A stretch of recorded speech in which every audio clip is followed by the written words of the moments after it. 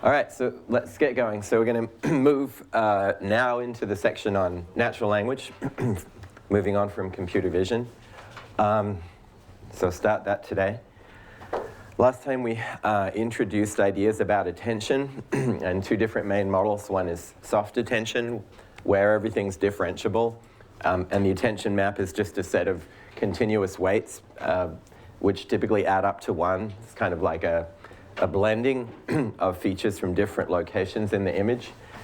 And conversely, hard attention's constructed from the same kind of weight map, but instead of just multiplying the weights by different regions of the image, you sample according to the weights. So higher attention means that you're more likely to take a sample in that position. And that method, though, requires reinforcement learning because that discrete sample, 0, 1 sample, is not differentiable. And here's a typical architecture for an attention-based system, which here it's doing captioning on a single image. And it's implemented with a recurrent network. And the attention's applied to this block of still spatialized features coming out of the convolutional network. And the attention map weight, the attention weights have dimensions which match the spatial dimensions of the image coming out of the convolutional network, and basically multiply each corresponding position, of different features to get a single feature map. And that then becomes input to the next step. So in that way, the model is able to sort of glimpse at different parts of the image and make better evaluations of what to say next. Yeah? What filter is passed into Z0? Z0. Yeah. Well, just some kind of probably zero vector or some kind of default vector, because there's no information there. Kind of like a start symbol. As long as it's the same thing, it shouldn't matter really. And then, yeah, one other thing we did last time was to try to give an explanation that's intuitive for why attention works, how networks that have attention models in them are able to learn end-to-end on some task, how to attend in particular parts of the image. And if you zoom in a little bit on the gradients that are going around in the network that has attention in it, the critical piece is this multiplication that happens in each position of the image, where when gradients are coming back, the gradients are generally encouraging the network. A positive gradient means to encourage the network to enhance that output. In a attention multiplication unit, you have some activations coming in from the full dimensional feature map, and those are going to be multiplied by the corresponding positions of gradient.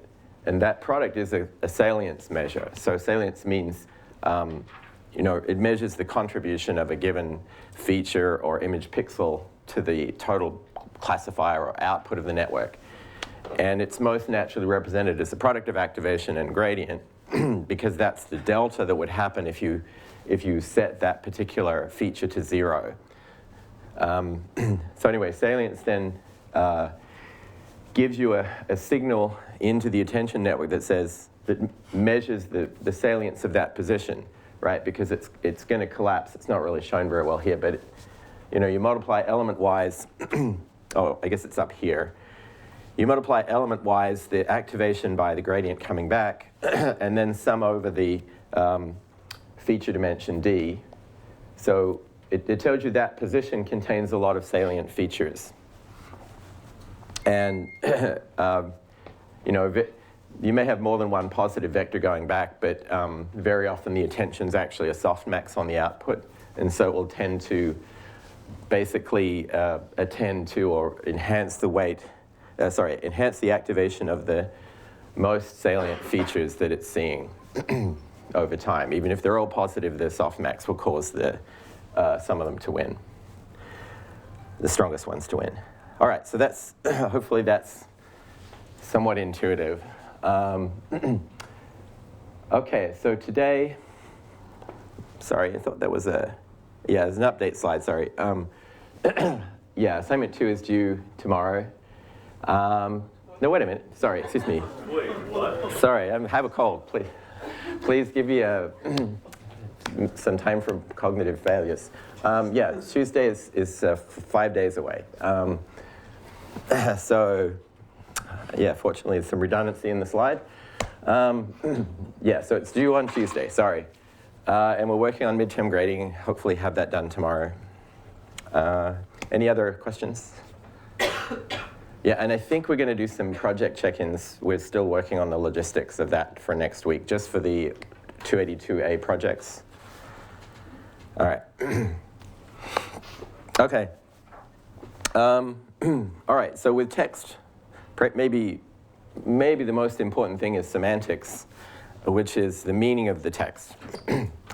And historically, there have been, well, at least 2 main models, one of which is propositional, that makes a very logical kind of interpretation of natural language text. And more recently, with deep networks, we have seen a lot more vector representation of text. So, well, since networks are differentiable and they use typically continuous activations, text looks very different from that, but it has proven very effective if you take text and embed it somehow in a vector space and then do the typical nonlinear neural operations on that space. So, the priority of these things has inverted over the last few years. So we're not really going to say much about propositional or formal semantics. I mean, we'll define it and then move on. So in a propositional predicate framing, you have typically atomic objects or classes. A dog is really a class, although in this context it means the specific dog probably that's being jointly grounded by somebody who's saying this, I think. Anyway, it's either typically what's typically a noun for each object, and it might be a class, it might be a particular instance. And then there's a predicate joining that noun to another noun. And the predicate's very often a verb connoting an action between 2 things, because we spend a lot of time describing the actions that happen in the world. And so here, the verb bites is a binary relation, and it takes 2 arguments and defines that relation between them. Of course, here there's lots of complexity you can get even from this trivial example. Bites is really a time-limited action, so it's not an assertion about those 2 things. So lots of extra mechanics you need to really make this work. Anyway, but you can attach probabilities to those kind of relations that say, it's almost certainly true that the dog is biting the man, or it's possibly true, etc. So anyway, reasoning with probabilities makes this a lot richer and actually reduces some of the problems with inconsistency that can crop up. In the vector representation, well, in the simplest vector representation, we represent both individual words, but also sentences as vectors in some vector space. And in the simplest model that we talk about today, you just add up the vectors from constituent words to make a sentence. And in fact, because you're adding them up, it's commutative, so man bites dog is equivalent to dog bites man in this representation. If you haven't already noticed, neural networks are pretty good at figuring that out. This often happens, that kind of thing is also happening on the output of convolutional networks very often when you pool images that have, say, a man and a hat. The network really only knows that there's a man in a hat, and it sort of has to figure out that the hat's probably on top of the man and not the other way around. So context actually helps a lot.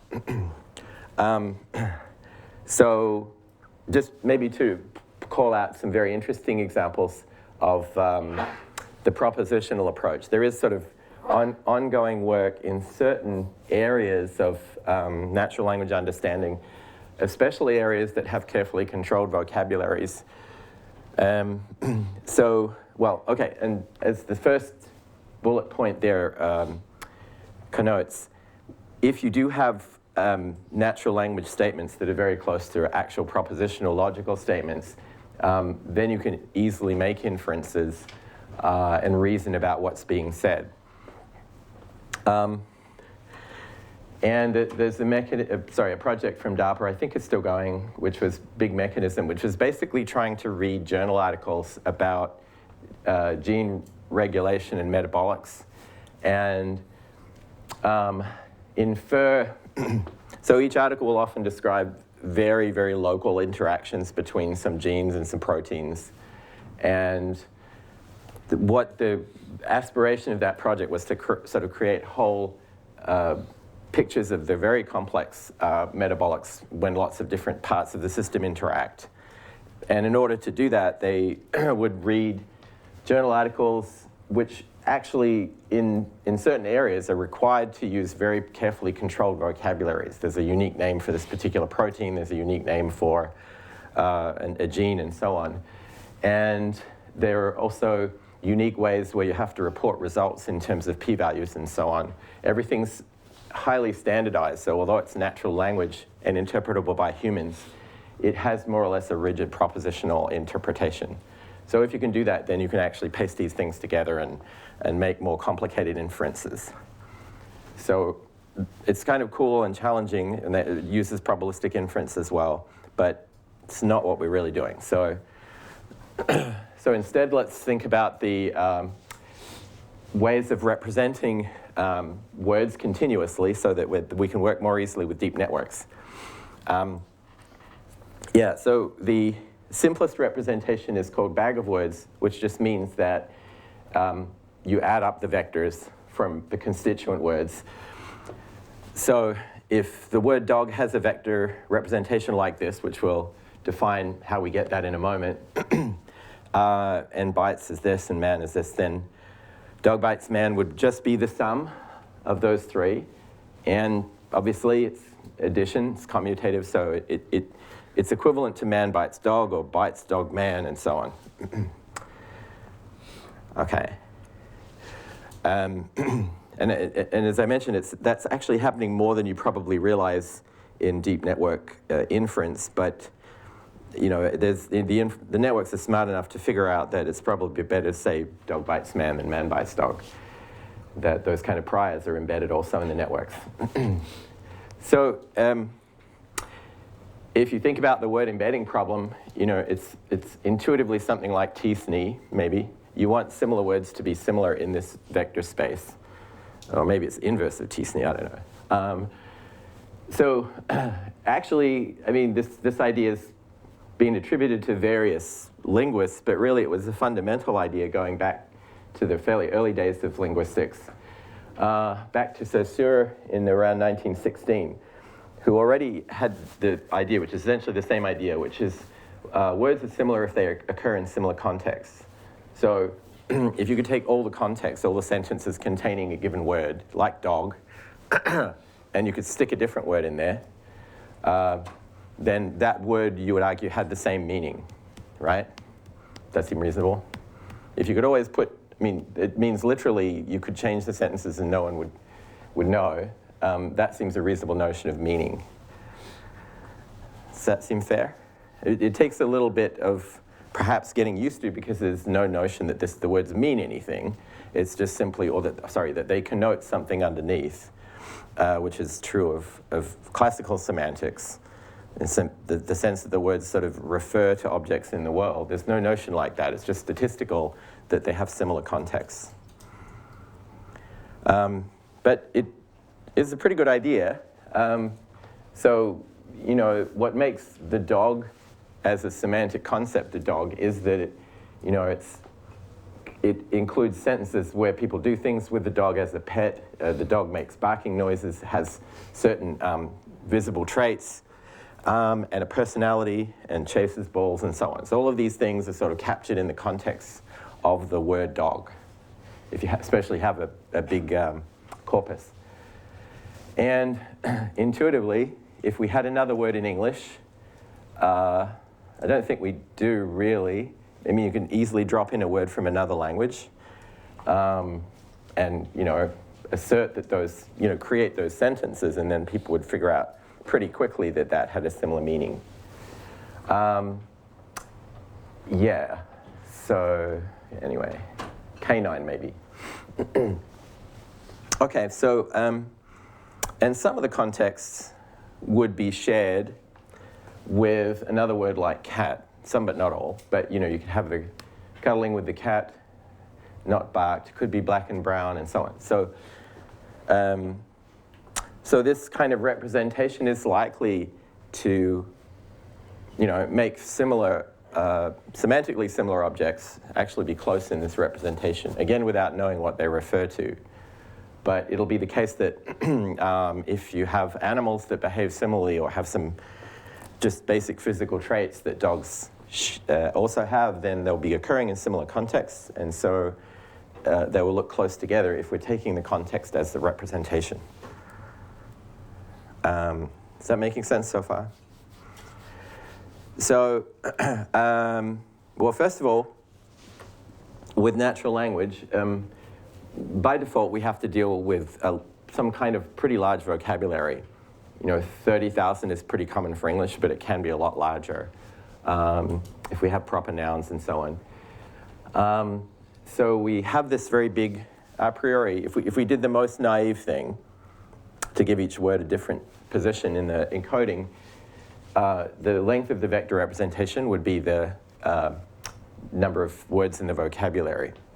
And that would be also among other things, highly variable. Your models would be, very different dimensions depending on how many words you picked and so on. So that's obviously not good. And plus, there's no real, in that representation, there's no semantics at all, right? You just, every token is just unique and has nothing to do with every other token.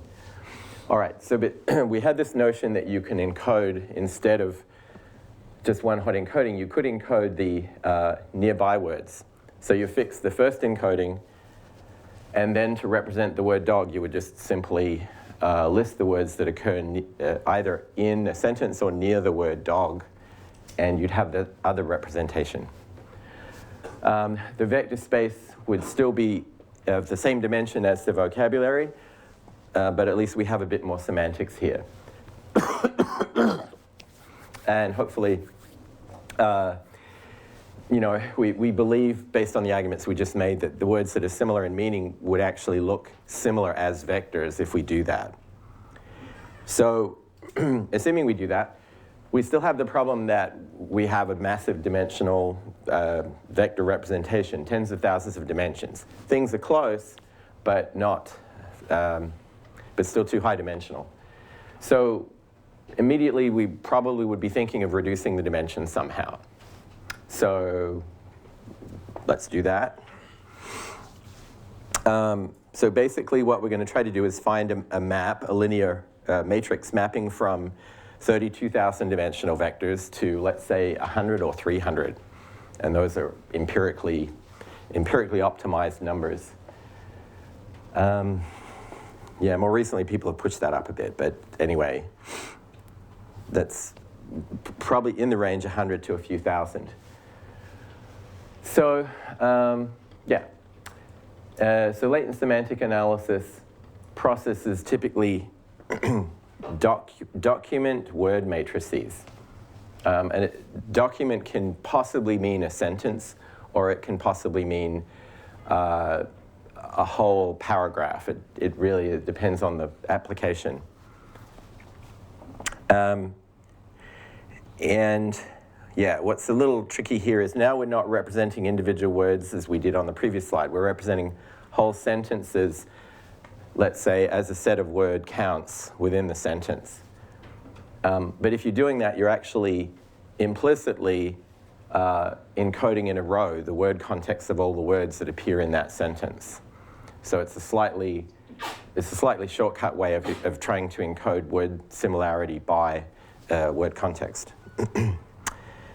All right, so this matrix Tij has the counts of word j in document I, and almost all of them will be 0 because sentences are very sparse. And yeah, well, for now, we'll assume it's just a raw count. There are other scaling methods like TF-IDF that use a better notion of count that's based, it kind of adjusts for the frequency of words. So words like at and the and so on, which are very common, actually have their counts devalued because they don't really have much semantic content. All right, so to, excuse me, look at a little example of this representation. If we have these 3 sentences and a very short vocabulary of 7 things, then you have a sentence, I like deep learning, you just put a 1 in each position to encode sentence 1. And I like NLP, similarly, there's 3 ones and then everything else is 0. And the last one, I enjoy flying, just has 3 ones and everything else is 0. And we have, it's a trivial vocabulary, but even here you can see it's pretty sparse. And in real vocabularies, the sparseness is a fraction of a percent. Okay. So let's come up with some way of doing this and embedding in it perhaps the easiest possible way. So if we start with this matrix T of docs by word features, we would like to factorize it into 2 matrices U and V. In the most simple case, just 2 matrices, such that the inner dimension of this product is quite low. Here we have about 30,000 word features because that's the number of words in the vocabulary. And we're shooting for a K that's maybe 100 to 300. So we're doing a big compression, if you like, of the representation of this matrix. This is also, in this form, it's a representation of the matrix itself as a low-dimensional product. So it's going to be an approximation. And yeah, so singular value decomposition is the method that we use. And in case you don't remember it or you haven't seen it, it's fine. We'll review it in a moment. The form of a singular value decomposition is that some general matrix T, or real valued general matrix T, is expressed as a product of 2 unitary matrices, orthogonal and normal matrices, U and V, with a rectangular diagonal matrix in the middle. So what's a rectangular diagonal matrix? Well, first of all, these, hopefully the U and V are okay. They're both square, and they match the input and output dimensions of T. Input and output, I mean rows and columns of T. And they're orthonormal, meaning they consist of both the columns and the rows are unit vectors and they're orthogonal to each other. Okay? And then the only slightly strange concept is the rectangular diagonal matrix. So it's just a diagonal matrix. Well, so it's either just a diagonal matrix if n equals m. If n or m is bigger than the other one, you just extend with zeros. So is that clear? Okay, and intuitively, that should preserve the rank of the matrix, because the rank of T is going to be at most the minimum of m and n. The right-hand side will have rank, assuming the singular values are non-zero, whichever is also the min of m and n. So, all right, so a hopefully review question. So if you can get your clickers out. So singular value might be a new idea. I don't know. I think there's a good chance you've seen it before, but you may not remember it too well. It can be computed using an eigenvalue routine, the singular value decomposition. So maybe if you think about it, I should have really put it up there. If you think about that decomposition, And you think about the eigenvalue decomposition, what that looks like, you might actually be able to figure it out already. Yeah, you probably should. I'm sorry I didn't put it on the slide here. I should have really put it. It would have made it a little bit easier. But it's, in the singular value decomposition, it's T equals U transpose SV. So it looks a lot like, already like an eigenvalue decomposition, right? So which of these do you think would work? Well, let's see what people had. Oh, this looks pretty good. All right, cool. So the votes look like this. And let's see what's going to happen now. Oh, geez. That's too bad. All right, so D is starting to dominate. So I'm going to turn it off because that's too bad. All right, so eigenvalues of T, no, right, because it's not even square. So that doesn't work. Come on. Square root of roots of eigenvalues, yes, that works, because if you take the factorization of T and multiply out TT prime, you get V and V transpose in the middle, right? Which is an identity. Both U and V have the property if you multiply them by their transpose. That's what the unitary means. They equal the identity. So that identity disappears in the middle. And well, I guess I'm being a bit sloppy here because that should have actually been S transpose. Sorry about that. So it says S squared, but it's SS transpose. It's actually it's actually the diagonal part squared with appropriate padding if necessary. Anyway, the square roots, you still take the square roots because you've got S squared basically. So modulo padding of that diagonal matrix, that's the right answer. Oops. Yeah, eigenvalues of TT, that's not right because you get the squares and not the eigenvalues. But the other transposed version works as well because this time you get U and U transpose on the inside and that cancels out as well. And you get, and really the cases B and D are equivalent. It just really depends on whether T is bigger in row dimension or column dimension. And in one case, you'll get exactly, well, you'll get an S squared with no padded zeros. In the other case, you'll get blocks in both rows and columns of padding zeros. But it'll be the same number of eigenvalues. Okay. All right, so we have this singular value decomposition into this, initially it's a rectangular diagonal matrix. But the singular values, we won't do this proof, but intuitively the singular values represent the strength of the, if you like, the variation of the matrix in the eigenvalue direction corresponding to the singular value. So it means that the largest singular values capture most of the values of T in a least squares sense. So if you want the best least squares approximation to T, you take the full singular value decomposition and just keep the strongest singular values in S instead.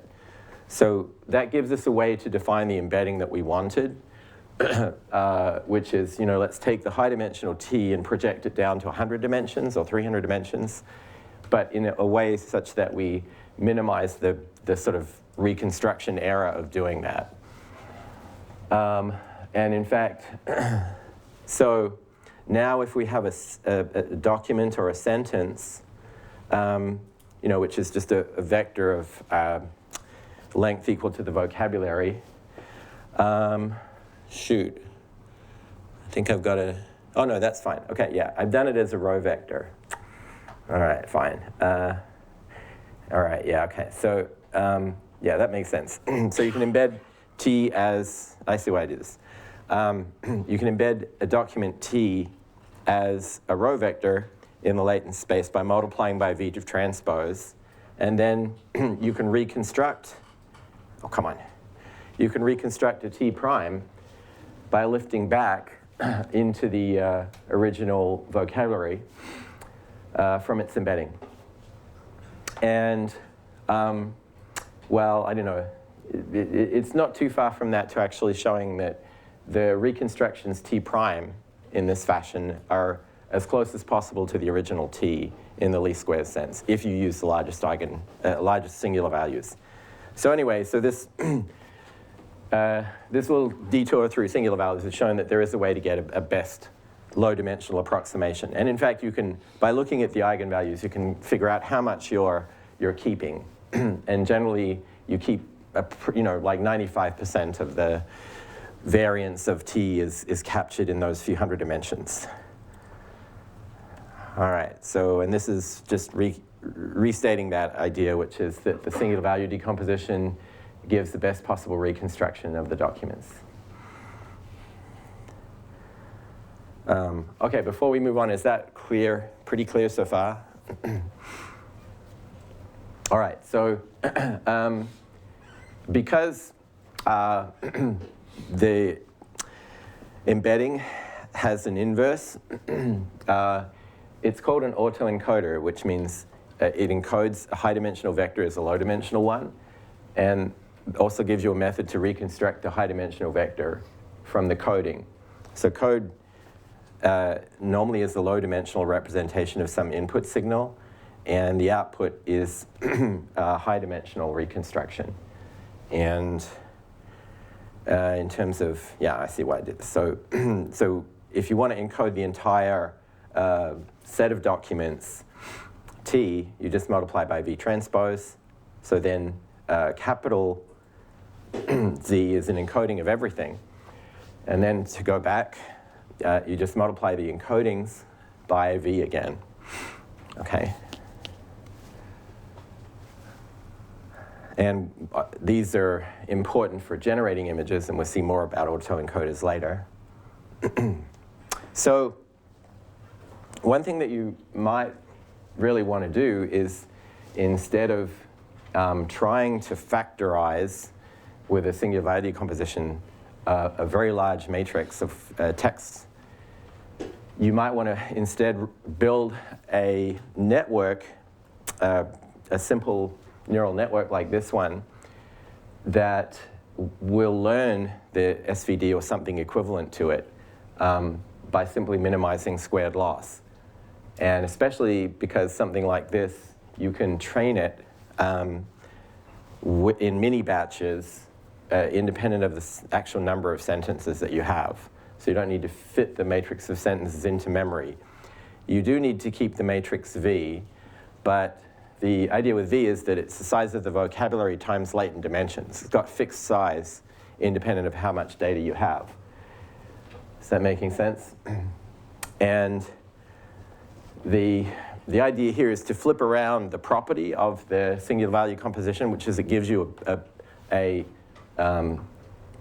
minimum least squares error reconstruction of the input, and actually make that the loss that's being optimized, because the SVD is the unique matrix up to rotations that does that.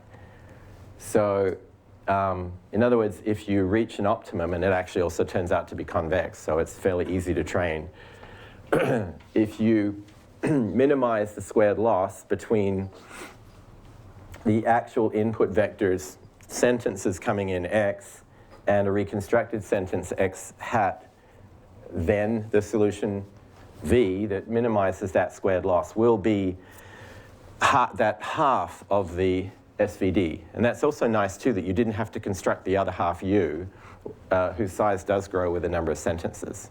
So the U is implicit here. And anyway, the two layers in this network are just, before the loss, are just multiplying by the matrix V and multiplying the result by V transpose. Is it making sense?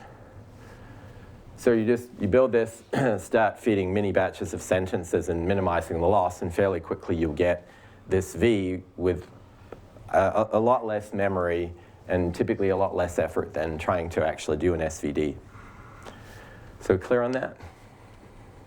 Yeah, so this is a scalable version of latent semantic analysis. I didn't even say that, I think, but latent semantic analysis is what this is called. The latent refers to the dimension, or to the latent space that we're embedding into, and semantic analysis just means, well, presumably things that are similar will get mapped to similar places. Okay.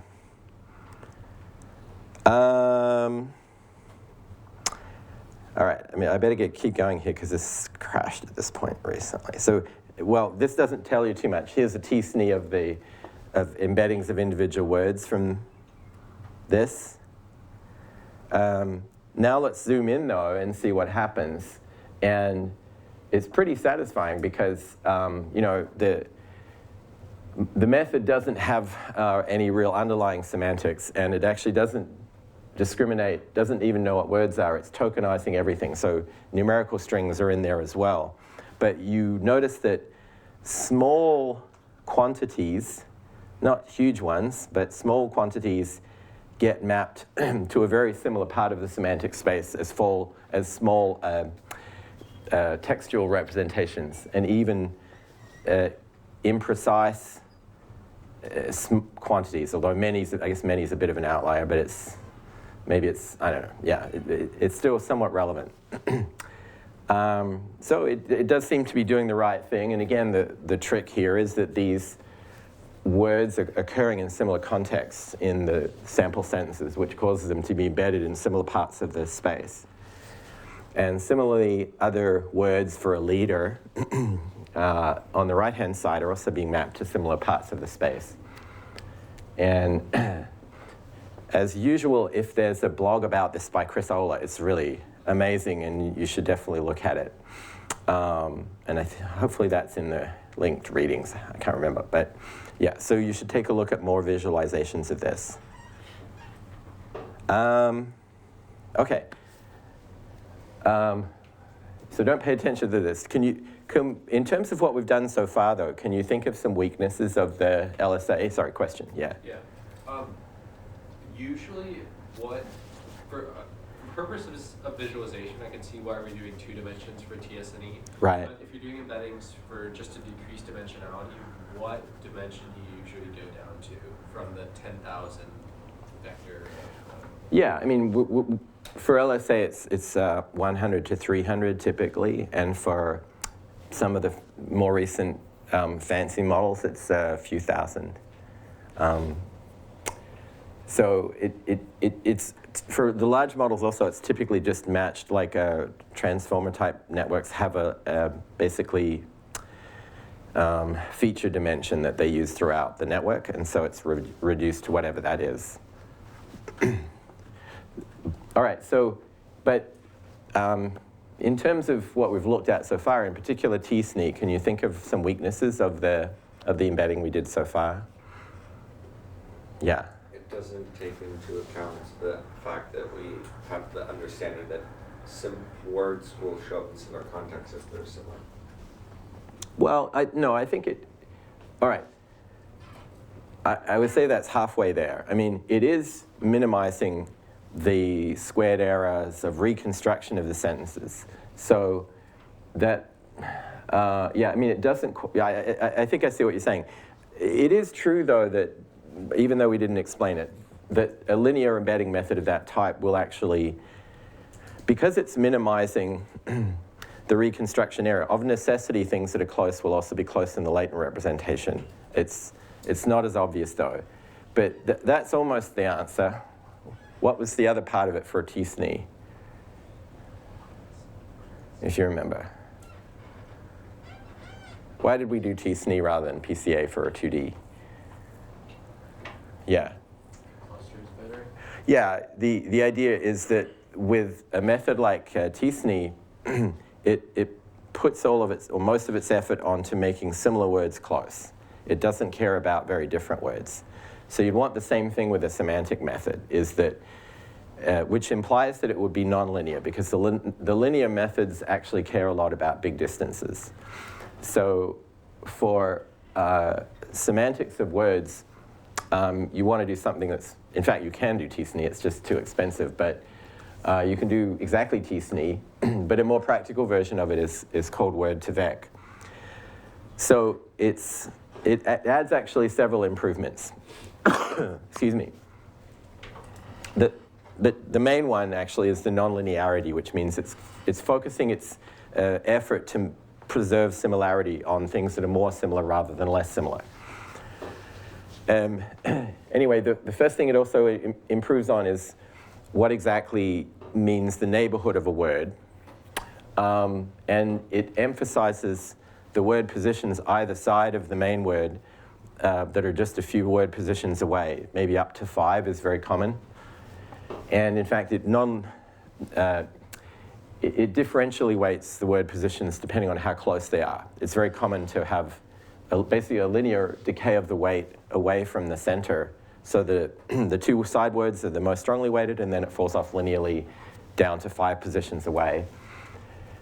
All right, so we have the notion now that there's a center word that we're computing embeddings for, an embedding for. And the context words are the words a few positions away across the entire corpus. All right? So this is even closer, right, to the notion of paradigmatic semantics from way back. So, yeah, so there's two ways of kind of using this for prediction. One of them is to predict context words from the center word. The other way, I guess this one is the other way, it's predicting the center word from the context words. And when you predict the center word from the context words, for simplicity, you add up the effects of the context words. So therefore, it's a bag of words model. And the bag of words is the context words, so it's called SIBO, or contextual bag of words. Yeah, and so the word order doesn't matter. The reverse prediction task is that you predict the output words from the context, you predict the context words from the center word independently of each other, and that's the skipgram model. And although they look very different, if you think about it, you're applying both models to every word position. So you end up with the same number of arrows, if you like. You know, every possible word interaction at a distance of up to 5 will be in both models. And it's just a slight difference in terms of prediction of one. But both of them are obviously correlated with each other, so it's meaningful both to predict center word from context words or the other way around. Okay. So first of all, word2vec narrows down the context compared to sentence-based LSA. The other thing it does is step away from doing squared error, which is going to favor actually the most dissimilar words, and focus instead on a different notion of, a nonlinear notion of distance. And in particular, some kind of measure that emphasizes the most similar words instead of the most different ones. So, yeah, and hopefully it looks a little bit like the t-SNE formula. So given, let's see, given an input word or center word I, oh, I see, it's input and output. All right, this is skipgram, shoot. Sorry, this should be skipgram. Yeah, this would be skipgram. Okay, I'm sorry. So J is the output word, which means a context word. I is the input word, which means a center word. And J ranges over the context. Okay, and so just to be a bit clearer, the U and V are the input and output embedding vectors. So another difference with this model and LSA is that LSA only had one matrix V going in both directions. here we actually are going to learn two different matrices, U and V. So, and to maybe clarify it a bit more, U and V are both being learned through this process. And yeah, okay, so let's keep going. And so, but it's just going to reduce down to backprop in order to figure out the optimum values for U and V. Yes, and so if you notice this formula, it's something like a softmax, and it's based on the inner product between two words. So if word, okay, what this is the uj is the embedding of word j in the space, and vi is the embedding of word I as a center word, I think, right? Because j is the context. Yeah, so one matrix is for center, one is for context. And taking the inner product of the vectors, the similar vectors will have a high inner product close to 1, assuming they're normalized. When you take the exponential of that, it will be typically very dominant compared to, well, actually it's not so obvious if it's only up to 1, but anyway, I probably should have talked about scaling, but it does emphasize things that are closer because they will have larger inner products, and then when they go through the exponential, it will cause them to be quite a bit larger. All right, yeah. Interestingly, if you look a little bit more closely, Word2Vec actually does use cross-entropy loss, which is the log of the softmax, which does tend to re-emphasize distant word-func relations. Not quite as much as SVD, though. But that did lead to a further evolution of this method later. So perhaps slightly missed the target with this paper, but still it was pretty successful. So to implement this model as the deep network, it's not much more complicated than the LSA network. We do need these center and context word embedding matrices. And let's see. That's the inner product here. Yes. Yeah, it should be inner product here. I think I might need to, sorry, this looks a little strange. H, oh, I see. Oh, I'm sorry. Oh, I think this is,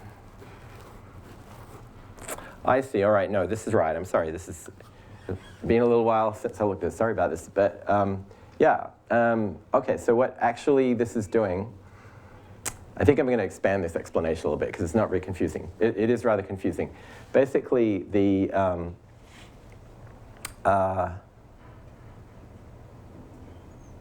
yeah, there's an inner product here implicitly from the multiply. Sorry, this is a bit of a mess. Let's keep going. I need to tweak that. Sorry about that. So Word2Vec, the model we just described, does indeed improve quite a bit on latent semantic analysis. And what people observed with it was, first of all, that it did slightly better kind of semantic analysis in terms of things being similar to each other, being close together. But the other thing it did is that it seemed to also represent relationships between objects as consistently using vectors in the space, kind of positioned independent vectors in the space. So in other words, if you look at these pairs here, China and Beijing, or Russia and Moscow, etc. So what's the relation? Capital of the country, yeah, national capital. And if you notice these vectors, they're effectively the same. The words, the countries move around, the cities move around, but the vectors in a consistent direction. And in fact, you can do algebra using these embeddings. So if you think about a sort of gender changing vector, so vector from woman to man, woman minus man, is very close to the vector from aunt to uncle. And if you take the first vector and add it to uncle, you most likely do get aunt as the result. So you can actually query as well as compare these things. And so in fact, this is not just a semantic representation, but you can do certain types of predicate queries by effectively using some training data or example pairs for the relation. You can then go off and query and find the other half of the relation on novel data points. Is that making sense?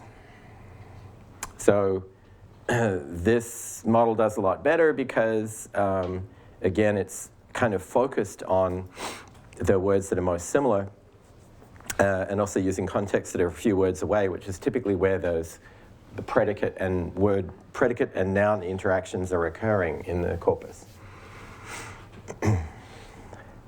All right, and excuse me. You can expand this out and look at more of the relationships that it discovered.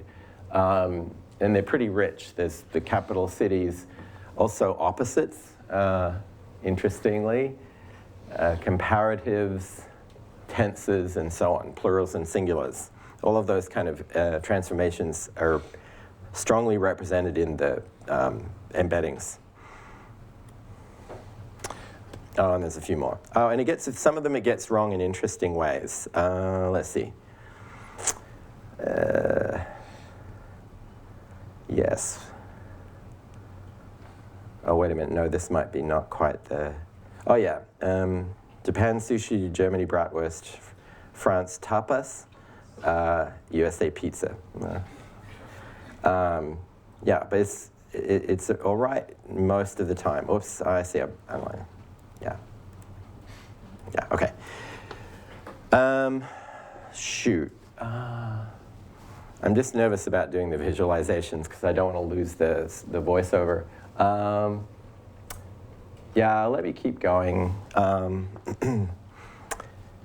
Anyway, this is, if you're on your own machine, you can look at some of these visualizations. They're pretty much self-explanatory, hopefully interesting. Okay.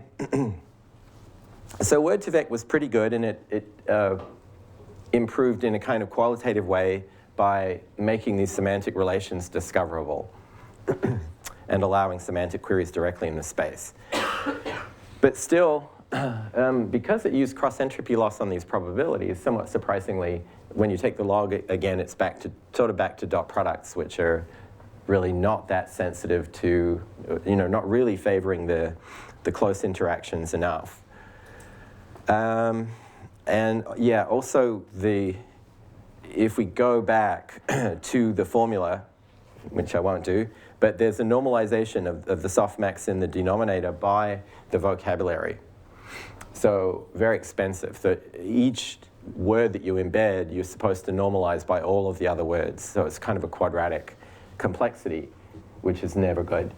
So in practice, people typically use what's called negative sampling of maybe 5 to 10, 20 samples instead of all of them. And that works actually pretty well because the word distributions are very heterogeneous. Word frequencies follow a power law distribution. So basically the most frequent word is about a frequency of about 1/t with some normalization. So in fact, when you sample randomly according to that distribution, you get more coverage than you would expect. Anyway, so there was some, so it has these issues.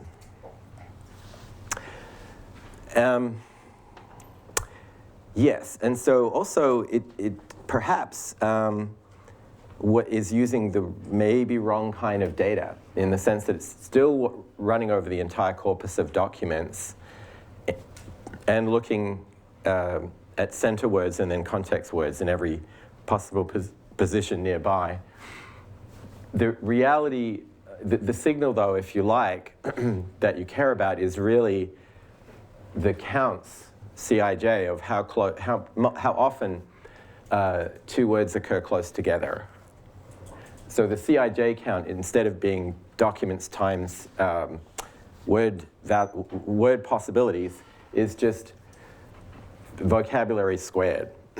Okay, so number of words squared. Yes. So yeah, by using a window-based co-occurrence matrix, again, we're going to use these counts and apply them only to word positions that are close by. So first of all, if we restrict ourselves to a window, actually computing these counts will take linear time in the size of the corpus, because it's a bit like convolution. You kind of scan the window along. For each pair that occurs in there, you increment a count in this matrix whose size is word vocabulary squared.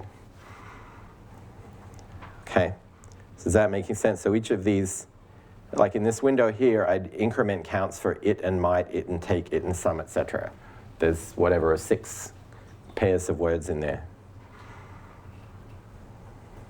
Okay, so if we go back and take those example sentences from before, and now our co-occurrence count is going to be, instead of sentences times words, it's going to be just words times words.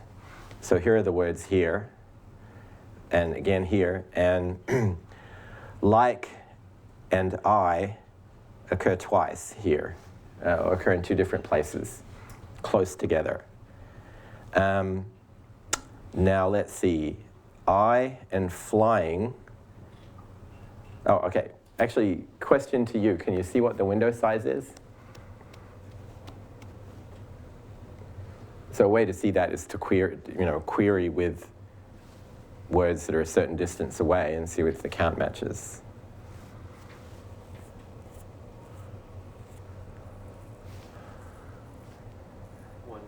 1, yeah, because you can see it can't be 2 because I and flying occurs, but there's no count there. I enjoy looks like it occurs once, so there it is. Yeah, so between 1 and 2 it must be. And similarly, you should see like deep and deep learning, like, and deep, yeah. So anyway, yeah, it's just 1 step away here. Okay. So this leads into a model called GLOVE, and the idea was also, since it seemed that the most interesting things that these models did was allow these kind of analogies or relations to be learned. The GLOVE model uses a loss function that's basically something like the quality of the embedding. That's something like the quality of the analogy, I'm sorry. All right, so if we let Cij denote the count of times that word j occurs in the context of word I, we minimize this function here. Now we have, again, an embedding for the word UI, which is the center word, and then a context word embedding. But now when we're talking about embeddings or words, we're talking about basically the set of all embeddings of that word, or we're enumerating now over the 2 possible words anywhere in the corpus. We're not scanning the corpus like word to vec was. All right, and the function f is designed to saturate based on these counts. So it's emphasizing more frequent co-occurrences, but also not overemphasizing them. So it saturates at some point. It still has the basic inner product that we saw before. So it's looking at the difference or the inner product between the 2 vectors, but also, kind of favoring the counts as well. Sorry, let's keep going. So empirically, there's a few different choices for the function f, and it turns out that basically taking this decaying exponential function is pretty good. So assuming x is less than x max, its argument, taking an x of about 100, so that's a pretty high count for this co-occurrence, and an exponent of 3/4, that function basically grows up to 1 non-linearly and then saturates at 1. And it will be a, let's see, x over x max. With an exponent of 3/4, it will actually be a kind of a convex function, or a negative curvature function up to 1. All right, so quickly some results from GloVe. The nearest word to frog is frogs, but also toads. I guess I don't even know what most of the others are. Oh, well, lizard is there. So it gets some other species as well as particular varieties of frog. So, okay. Sorry, so that was GloVe. I don't want to lose you. We're now moving on to ideas of compositional semantics. Sorry, go ahead, yeah. Just like backtracking just a tad, in the GloVe model, are the word and context embeddings as well as the bias, are those learned parameters? Yes, U and V and bias are learned. Yeah. Question, yeah. And could you go back 2 slides? Yeah. So, I guess, what are the intuitions behind using exponential there, or the logarithm, taking logarithm of Cij, other than empirical reasons? I believe that they simulated doing the word analogies for different words and then tried to come up with a formula. I'm sorry, I don't remember the details, but it's explicitly supposed to represent a loss that captures the fidelity of those kind of embeddings. Okay. All right, so so far we've done essentially a focus on lexical semantics, or what do the individual words mean, and almost completely glossed over the way that they're composed. The only composition we've seen so far is adding up and creating bag of words representations for sets of words. Compositional semantics, deals with the idea that words actually are used together to create meaning. And certainly the meaning of a whole combination of words is often quite different from anything that's just the addition of the words. As we saw, man bites dog is very different from dog bites man. So in order to deal with that, people started trying, first of all, recurrent networks, which were also by then around. And, well, they're obviously already having success for captioning. So it's natural to ask the question, can we use a recurrent network to generate a similar kind of semantic embedding that would, though, be much more richer and would capture order and composition, order and relation. So, yeah, right. And so, non-compositional methods we don't like. So what can we do using, say, sequence models? So the trick is with an embedding task is that you don't typically have any supervision, or at least a priori, you may not have any supervision. And in fact, with Word2Vec and LSA and so on, we didn't really have any supervision. We didn't really even pay attention to that. We said the embedded, well, first of all, for LSA, we were thinking of an autoencoder. So that's an unsupervised model. Basically, the supervision is to recreate the input with a latent dimension, latent dimensional embedding. With Word2Vec, the idea was to predict the context from the center. So it's unsupervised. Here, the authors took the idea of Skip Graham and generalized it to a sentence. So the loss here is the reconstruction loss of the previous sentence or the next sentence from the current sentence. Again, it's a kind of not exactly autoencoder, it's a neighbor prediction task. So, so this, hopefully this is intuitive. If I tell you this is just the unrolling of a recurrent network. An LSTM probably, and the arrows here are just showing the latent state. So I stripped off everything else of the recurrent network. And at the very last latent state, where there'd be intuitively there's a stop symbol here, I take the latent state from that last unrolled recurrent network instantiation, and then I feed it into both a recurrent network that is producing the next sentence, and then above another recurrent network, in general with different weights, that's producing the previous sentence. So is that clear?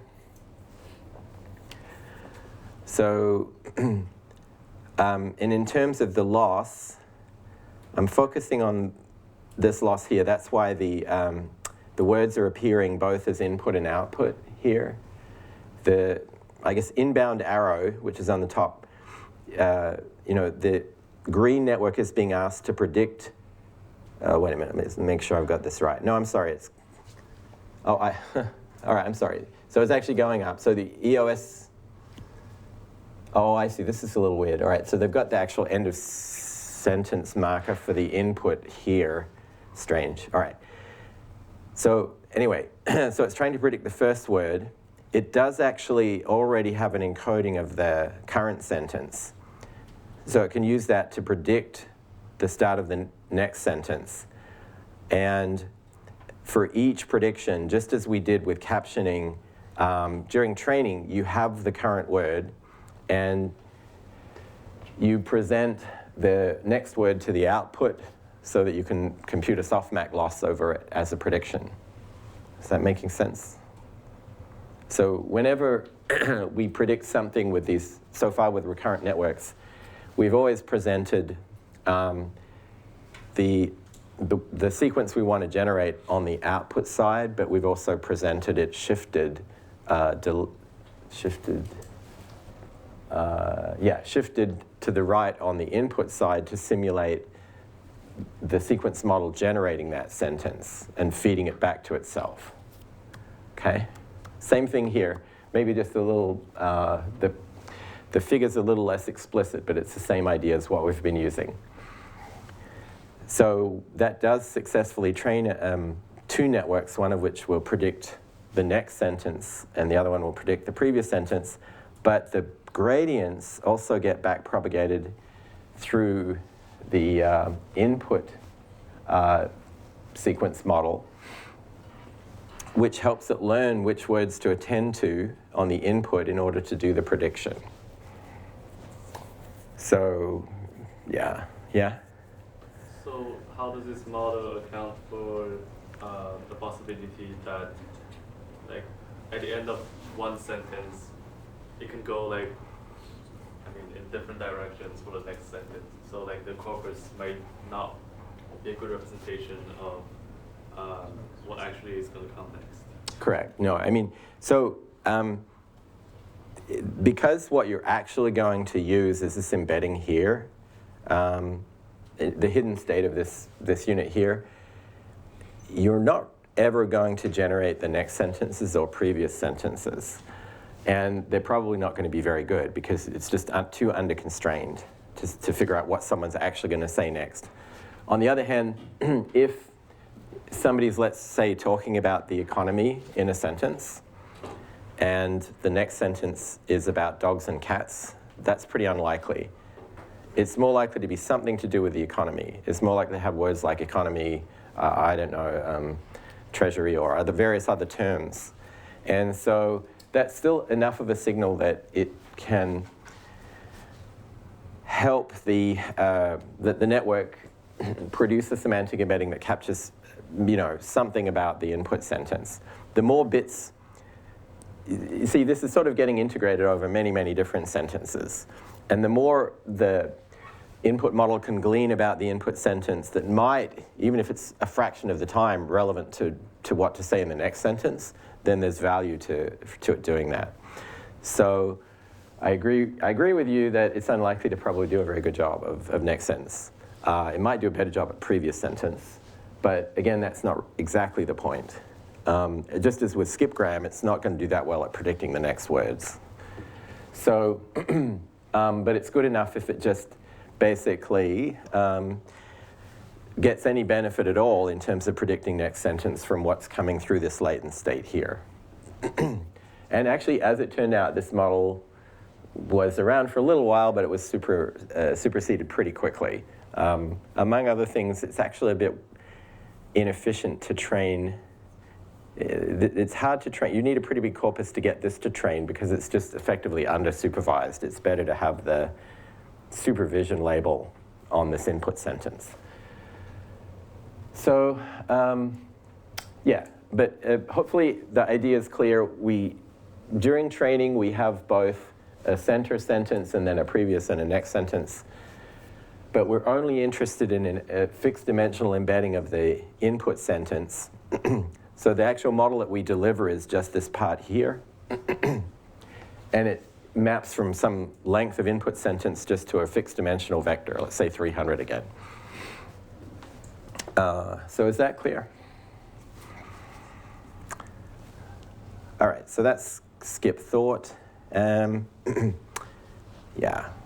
Oh, and yeah, and even better than that, once it's trained, there's no need to even unroll the recurrent network, right? You can just step through the sentence, generate the hidden state, feed it back, and keep going, and then eventually output the hidden state.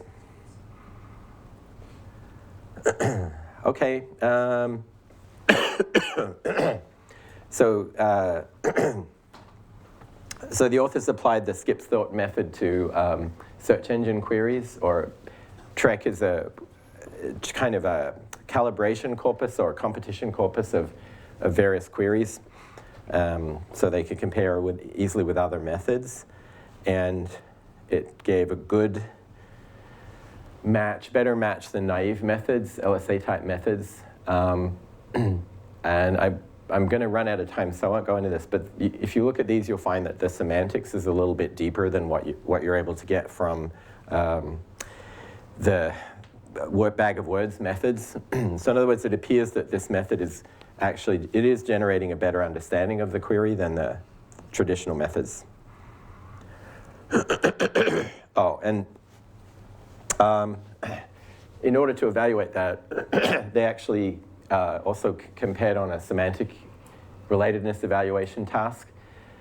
And this is a nice metric because it's actually based on human evaluation of sentences. Yeah. All right, so okay. And so,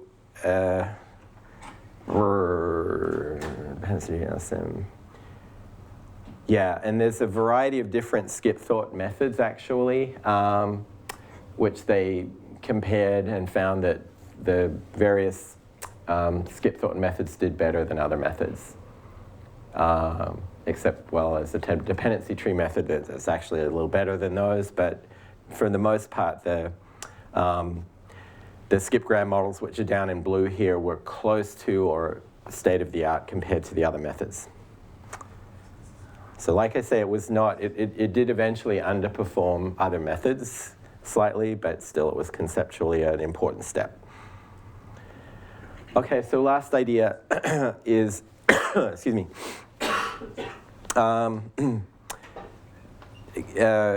Again, the idea here is to start to tailor this network even more for the task that you want to use it for.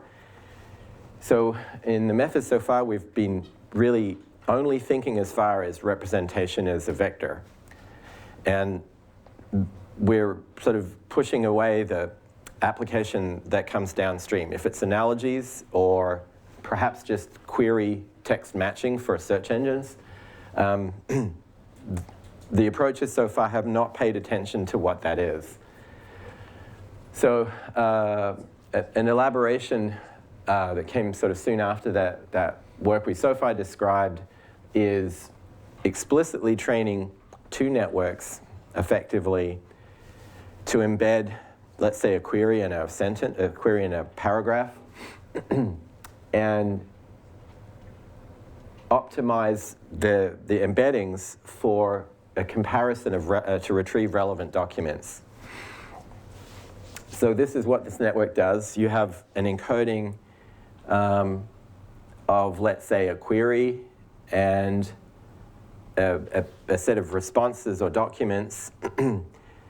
You encode them both down to 50-dimensional spaces and then use this metric here, which looks a bit more like the T-SNE metric, although it's L1 distance, in Manhattan distance instead of L2, but still it's based on the distance between them, exponential of that. So things that are close together will have a larger value in this comparison. And then you can compare the score, the matching score, with some data from human beings. And so you're very directly training this model to retrieve documents according to a query. And yeah, and so you can take an evaluation task, which is evaluating sentence similarity. And yes, they did a bit of synonym normalization using synonyms to improve the accuracy a little bit. It's a typical natural language, what's the word? Yeah, a typical ad hoc improvement method. And you find that their LSTM, their Siamese network, they're called Siamese because they're sort of twins that are joined. Anyway, the performance on this network was higher across all the measures, actually quite significantly higher than the other methods. So, yeah. So anyway, the message here is that you can, get reasonably good general performance by using general purpose embeddings, but it's almost always going to be better to use a custom embedding if you know what the task is. All right.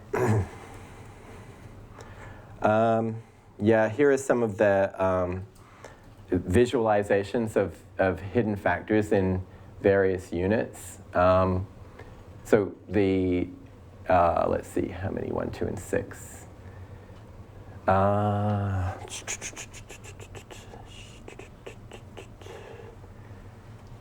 Yeah, this is a mapping of the sentences onto a single line. So the line represents the hidden factor number 1. And for hidden factor number 1, you can see that there's no, well, you can try to figure it out for yourself. There's no man pointing at a car, a woman is playing at the flute. That's one extreme. And basically, so the first one is negation. If you notice all of the first 3 sentences at one end of the feature space are not doing something. All of the people at the other end are doing something. Second one, 2 kids are bouncing on colorful balls. Yeah, again, the second one is kind of similar. There are kind of acting high energy activities on the left and gentle activities on the right. So anyway, you get some interesting semantic dimensions out of these kind of embeddings. Okay. Yes. Okay. So yeah, very quickly, these are kind of important ideas. I'll redo them if we reuse them. So there's 3 notions of how much 2 different sentences are related semantically. The first one is entailment, which is like implication. So basically, one sentence entails or causes to be true the other one. So 2 teams are competing in a football match, 2 groups of people are playing football. They're actually mutually entailing. Contradiction is the opposite, more or less. The brown horse is near a red barrel at the rodeo. The contradiction of that is the brown horse is far from the red barrel at the rodeo. And neutral is everything else when there's neither entailment nor contradiction that's considered to be neutral. Sorry, this is flashing by, but we will be using this in a couple of lectures, so we'll just revisit it again. I guess the only point here is that the Siamese networks did better also on these kind of entailment tasks. Okay, so to summarize, we went through a few different ideas. We first of all looked at linear embeddings using singular value decomposition to get best reconstruction error as an autoencoder. But then we argued that that's probably not good in terms of locality. You'd like to make similar things more similar in the embedding. And that led to word2vec, which in turn, that improved embedding gave this new qualitative functionality, which is being able to do analogies or relations between things. And then a next generation model built based on word2vec was actually changing the metrics to be more local and also changing the loss function so that it really is optimized for word analogies.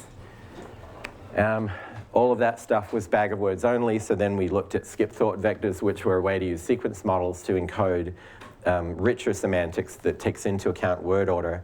And finally, instead of kind of task agnostic models, we said that if you really know that you're doing a kind of a semantic matching task, why not optimize the model and actually train it on the semantic similarity as the training signal, and then you can do better. All right, so we'll see you again on Tuesday.